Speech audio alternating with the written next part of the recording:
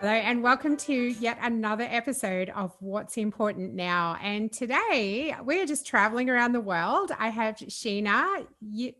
Sorry, I will say that again. Sheena Yap Chan. Is that right? Yep, I Yeah, got it right. Okay. Um, so Sheena is from Toronto. Is that right? You're from yeah, all the way over in Toronto. So very early morning for Sheena today. And yeah, I'm so happy to have you on the show. Thank you for joining me. So, Sheena, tell us a little bit about you and your story, and how did you end up here? sure. First of all, thanks for having me on the show and thanks for everyone tuning in today. So, a little bit about me. I was born in the Philippines and moved to Toronto, Canada when I was 7. Um, Pretty much had a typical upbringing. And back then, growing up in Canada wasn't really, it was different for me because, as I'm Asian and I never really had Asian people to look up to back then. So it was Yeah, for me being Asian was like something I was ashamed of, or I didn't feel like I was beautiful because of my cultural background. I mean, I wanted to change my name to Heather, have blonde hair and blue eyes because that's what I thought being beautiful was. And so, I've been in Canada for 30 years, over 30 years, but we also went back to the Philippines when I was 13 because my grandfather was sick, so we lived there for about 3 years and came back again. So it was a lot of moving back and forth from like one end to the other. I also had a office job, but I always knew that something, like, it wasn't something I really wanted to do. Like, I would sit in my cubicle and think I couldn't work here till I'm 60. Like, it just didn't make sense to me. But I kept doing it because I was just taught to just go to school, get a job, and just work for the rest of your life. But mm, yeah, and then I just, like, then a horrific accident happened to my aunt. She passed away, and it just made me realize how short life is. And mm, just we had to go and realize, like, we have to go out there and live the life that we want because it can be taken away from us at any given moment. And it was crazy, and I didn't really go out there and forge my own path right away because I was still scared, but gradually I did and decided to quit my job, started traveling to different places, decided that, I wanted to forge my own path. And it wasn't easy. There was a lot of failures, a lot of setbacks, a lot of challenges, a lot of frustrations. And yeah, I always knew I wanted to do something to help women, especially Asian women, because I always wanted some sort of representation and a strong representation. That's when I decided to start my podcast called The Tao of Self Confidence, where I interview Asian women about their journey to self confidence because it's important to have a support system yeah, for Asian women, especially dealing with confidence issues, because we go through so much pressure to be like the perfect daughter or the good daughter, or just doing things that society expects us or our family expects us to do. mm, And then representation is huge because everyone still thinks Asian women are quiet and submissive. And I want to have a stronger representation, let them know, no, we're not quiet and submissive. We're resilient, we're courageous, we're strong. We're also vulnerable, but we can always pick pick ourselves back up again. And just celebrating women's stories. Like, I just don't see anyone celebrating women's stories. And it's so important to do that because if not, then people think that women aren't doing anything. We're just like complacent. We're just following orders. And so I've been mm, doing that for 5 years and I love it. I mean, I love connecting with other women. I love connecting with, you know, Asian women who've been able to do things that I never thought was possible. It just also kind of helps me realize that what's possible for them is possible for me. And that's all I wanted. And so I'm always trying to find different ways to elevate women's voices, especially Asian women's voices. I'm also, you know, I love helping people build confidence. I decided to do coaching because it really does help someone get the results that they want when there's someone out there who's helping you do that, cheering for you, being accountable, because you really want to help them get those results. And confidence is not easy to do, especially when you're nervous, when you have fears, are when you have anxiety. It We all go through it, and I just realized you don't have to go through it alone, and asking for help is okay. And it took me a while to even do that for myself. And so mm. I So tell me decided, like, about that. Tell me about your journey to gaining confidence. What Yeah. was that like for you? Before, I didn't have confidence. I would second guess myself all the time, couldn't make a decision for my life. I would do things just to please other people. I just never saw myself as like someone who was worthy, and I always thought I was a failure Yeah. because I failed kindergarten when I was in the Philippines. How do you So fail kindergarten? No, no, come so on. Take me back. How do you fail kindergarten? Like, do they even assess people in kindergarten? Like, what does so that look like? so at that time, I guess we're given a workbook to color certain photos, and there was just one photo that I couldn't color within the lines. I just kept coloring it outside the lines. Oh no, poor thing. Yeah. And I couldn't get past her that photo. And because of that, Oh, I failed kindergarten. I had to change schools, redo kindergarten all over what? again. No So way. Just because you didn't, yeah, just because you were creative and colored outside the lines, you had yeah, to. Oh my word! I can't believe. Wow, yeah, it's crazy. I that is mean, stunning. and because Yeah, of that, I think it's just went on throughout my adult life thinking like if I fail, I'm just no good. Like I can't do anything for the life of it. But really failure is just feedback. It's just a result. Like if something doesn't work out, you just move on to the next. yeah, And we have to teach people that failure is okay. Failure is part of the process. And the more we can get back up after we fail, the more confident we get and the more resilient we get because it happens to everyone. Everyone fails in their life. I mean, the look at Colonel Sanders, like he got 1,000 no's before even putting up his first Kentucky Fried Chicken store, and look where KFC is now. yeah, yeah, yeah, Thomas Edison found 10,000 ways for a light bulb not to work, and so I really yeah. want people to realize that failure is okay and it's part of the process. Isn't it interesting though? Because really, like you had this occurring that you failed at 4 years old. Like that's a lot to carry through your life and then to overcome that. And that's a story that you've probably just like every time it came up for you again, did you find that incident just replayed in your head?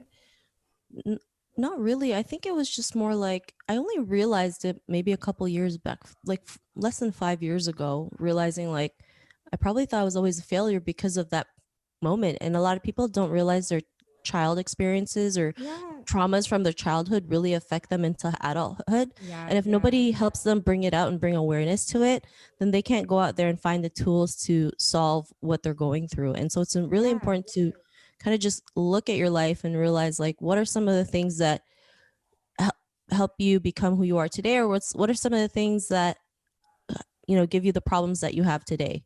Yeah. And then when you can look at it and analyze it and just kind of have an inventory of it, then you can realize, okay, now how can I fix this? How can I become better? What sort of tools do I need to go out there and make myself better?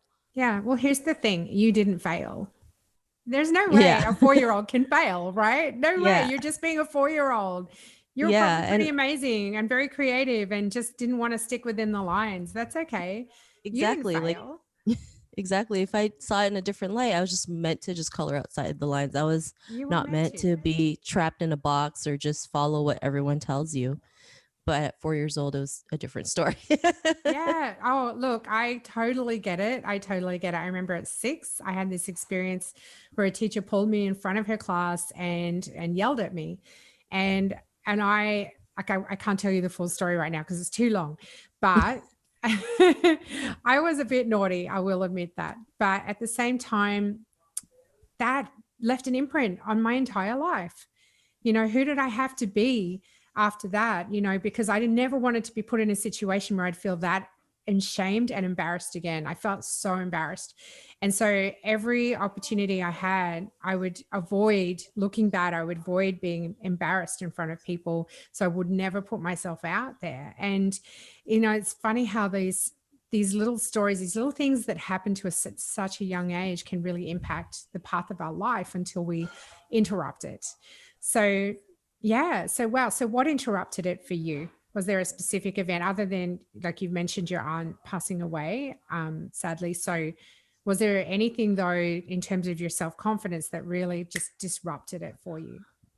I think just one thing was joining like a women's group really helped me build confidence because you're doing something as a group versus you doing it alone. And it makes a huge difference when there's someone who's walking with you side by side doing the Yeah, same yeah. thing, even if it terrifies you. Like uh an example would be video. I couldn't do video for the life of it. I was so scared doing video. Every time You're I do a doing it. video, I yeah.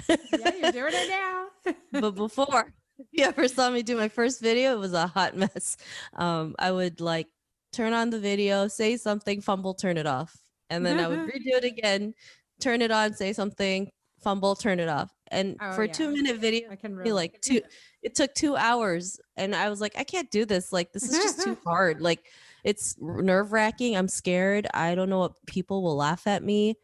But then I realized there was other women in the group who felt the same way I felt, who was scared, Mm, who was fumbling, who took also 2 hours to do a 2 minute video. And I realized if they can push through it, so can I. And so yeah, that really helped me get over my fear of video. Now it's totally different. Like I can go on and do videos, do live, like, put it on and talk about stuff. But before it was really bad. Like I just would have anxiety attacks. It was just crazy. And a lot of mm, people fear video. Like people don't realize a lot of people fear video. So if you can go out there and overcome that, it's like good for you because it's a yeah. big thing. It is a big thing. I'm with you, sister, because I was the same. Like I hated doing videos. Even now, I'm still not a huge fan, I have to admit. Like being like I'm an audio podcaster in my day job, and I love it because I can just hide behind the microphone and I don't need to be on video at all.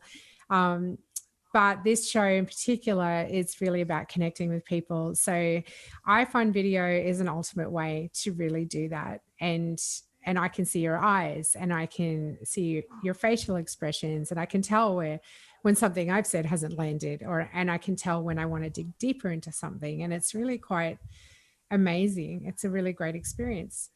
So tell me about what life was like for you. You're here, you're consulting, you're working with other women, you're podcasting. What was life like for you before COVID-19 hit, and what was your trajectory like? Well, I think before COVID, it's a new decade, right? Everyone was like pumped for 2020. Like you have big plans. There's so many things you want to do, so many things you want to accomplish. And so Yeah. that's how I was. I was like, 2020 is a new year. Like the world's my oyster. Sky's the limit. And then I guess COVID hit and I realized everything that I wanted to do, I couldn't do because everything was stagnant. Everything was locked down.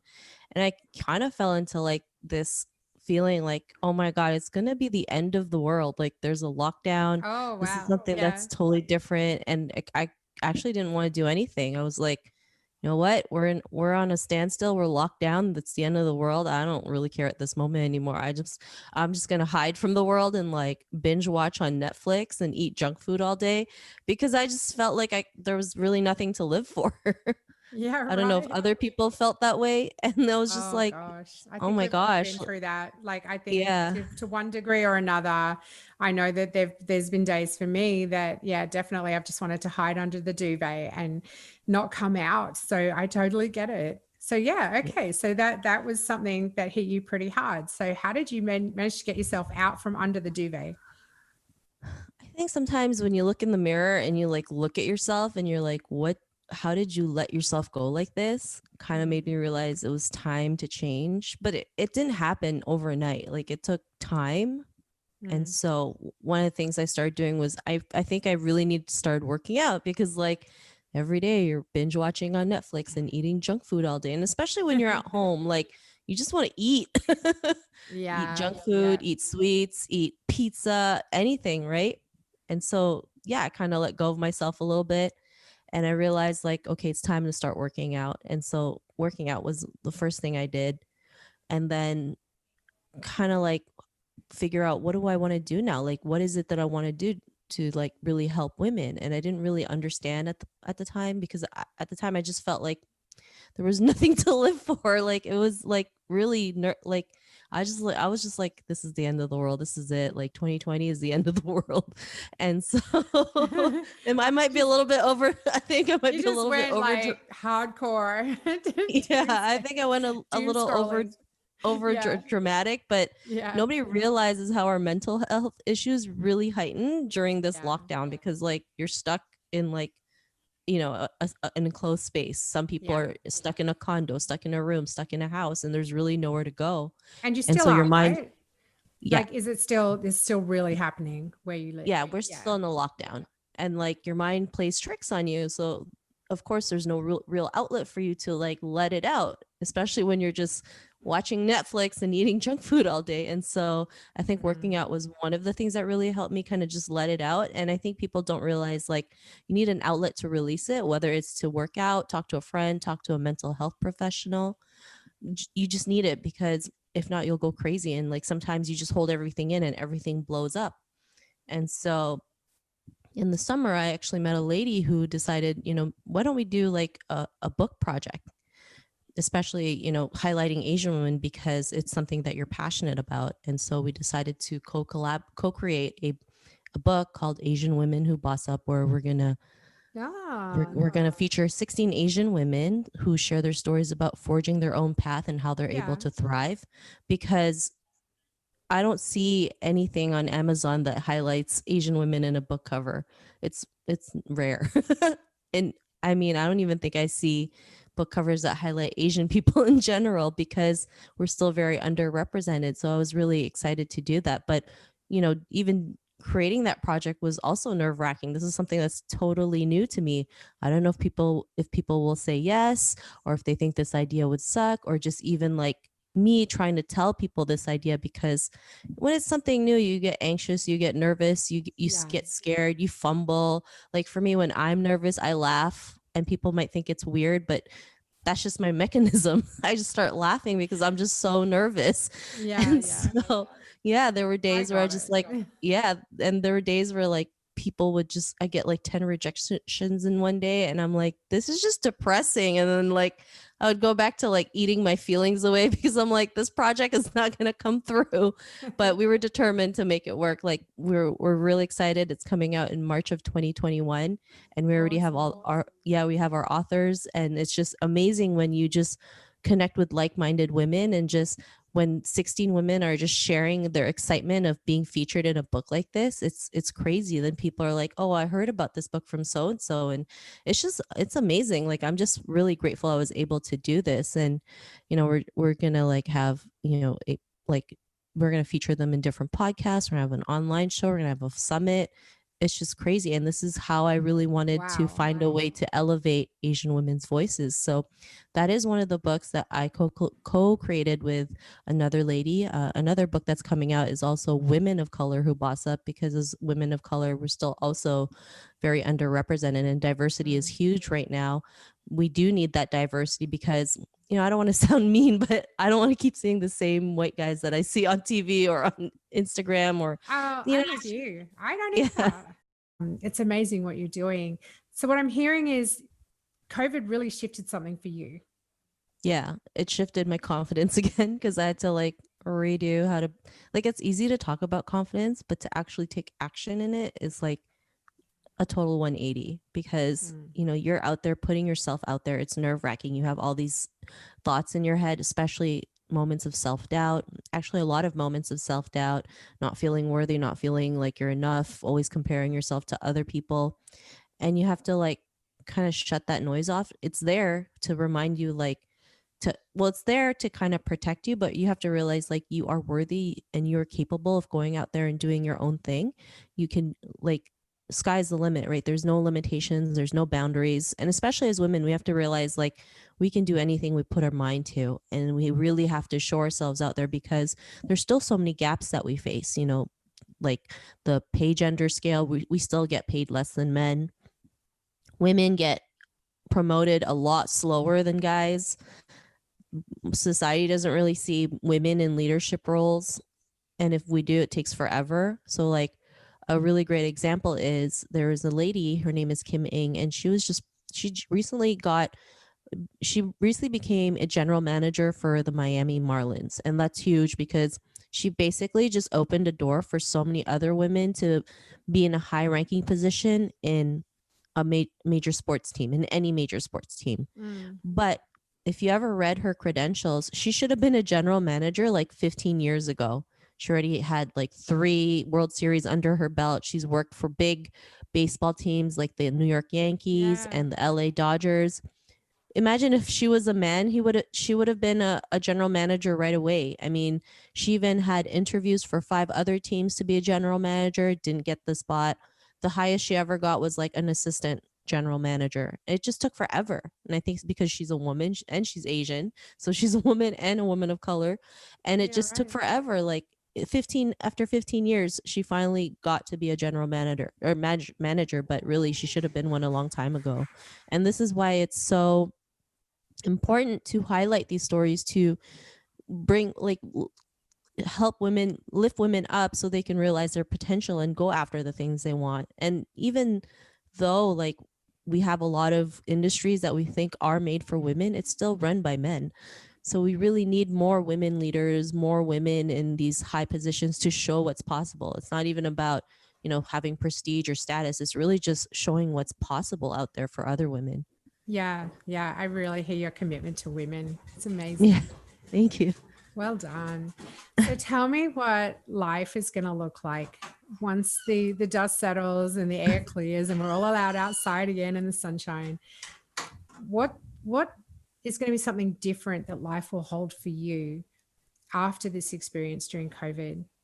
I think just appreciating life more and just really going after what you want. So some of the things I've been working on is doing more speaking engagements, because there's not a lot of women who are speakers, or it's really hard to find female speakers, right? I mean, I like, even other people were telling me like it's really hard to find speakers out there who are women because they see the same people over and over and over again, and people get sick of that. Like, you go on Facebook, you go on Instagram, and you scroll through all these conferences and summits, and you see the same players over and over again, and they're like, as much as they're talented and great and they give a lot of value, you just need something different. You just need someone that kind of resonates with you or looks like you, and realize like, if they can do it, I can do it. And so that's something that I want to start doing, which I have. I've been speaking at different conferences, different virtual summits, which has been great, which has also been nerve-wracking, but it's still great. Because a lot of people don't realize like your voice matters, and it's time to speak up, whether Yeah. it's through video, through a podcast, through your social media.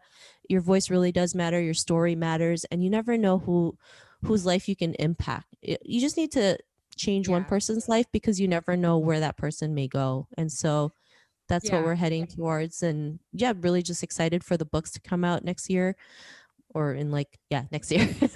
Next And year. Yeah. yeah, That's awesome. so just looking Yeah. forward to like so many things. Yeah. When you said you only have to impact one person and you never know what will happen out of that, that really resonates for me because recently I had the opportunity to work with a young woman from Iran. She had escaped Iran at 19 years old. And I got her involved in a fair trade spa day. She was doing nails at the time for work, and I had a bee in my bonnet about migrant workers being exploited, and I wanted to highlight the issues. So I ran this fair trade spa day at the co-working space that I was working out of at the time, and it was a huge success. And she did make money out of the day, which was fantastic. And we had a big lunch, and we had a group of asylum seeker caterers actually cater the lunch. It was just this amazing event, and we impacted about 100 people. And what I didn't realize though was the impact on her. It planted a seed for her to really deal with what she had been through, the trauma she had been through in escaping Iran, and also being on Christmas Island for 2 years, having mental health issues, and then having to come to Australia, had no money, no family, and start from scratch. And she just, because I planted that seed for her, I found out just last week that she took action on that. And I was so overjoyed. I was almost like I was crying because I realized that now she gets to live into a different future because she's created something new for herself. So, yeah, I totally love what you said there. It's beautiful. And I think it's so true. Have you ever had it? Have you had an experience like that? Yeah, I mean, I get listeners all the time who send me messages. I remember I had one lady who was like really inspired by all the stories, and at the time she was really scared to go out and do her own thing, but she slowly did start doing her own thing. She has her own podcast. She had a business on the side while she was still working full time, and now she's actually been able to quit her job and do her side business as a full-time thing. And it's really amazing how just a like a podcast can really help someone just go out there and do something that they want. Yeah. Another lady also sent me a message how it really helped her to do public speaking as well, and so she would join different organizations and just speak up, and she even got a ribbon out of it. And so just little things like this. Well, I shouldn't say little things. These are actually important big things, because it just helps people realize their own potential, see things in a different light, and just go for it regardless of what happens. And yeah, it's not easy. It sucks. You won't always have good days. There's days where you just want to hide from the world, but you have to learn to pick yourself back up and keep moving forward and realize why you're doing what you're doing. I think sometimes having a huge message really helps, because you're doing something that's bigger than yourself. It's not just about Mm. you. And Yeah. so that really helps with your confidence, because you're doing it for the greater good. Yeah. Yeah. Yeah. I totally get that. That's awesome. Wow, fantastic. So, at the end of my interviews, one thing I like to do is acknowledge my guest. Sheena, you are an inspiration. Like, I love what you're doing, and I love how have constantly picked yourself up, or shifted yourself, kicked yourself out of the bedroom, and abandoned the junk food and gone and worked out and all that stuff. Like, that just shows you have incredible grit and determination, and that you have turned this negative experience, of COVID and being locked down, into a really positive experience where you're able to make a difference to so many women, and particularly women of diverse backgrounds, is really, really quite phenomenal. So I want to acknowledge you for that. It's fantastic. And I'll be sure to put a link, or the links to your podcast and your Instagram in. Yeah, make sure you send me the link to your podcast as well. For sure. Yeah, in the show when we publish it in a couple of weeks' time. So amazing. And yeah, and you know what I find too, like when you talk about confidence, I find the more of these conversations that I have as well, like you said, when it's about doing something bigger than you, and I find that also, just for me, just makes an incredible difference. So everything you've said is just totally rings true. So thank you very much. No worries. Thanks for having me. It was such a great time. My pleasure.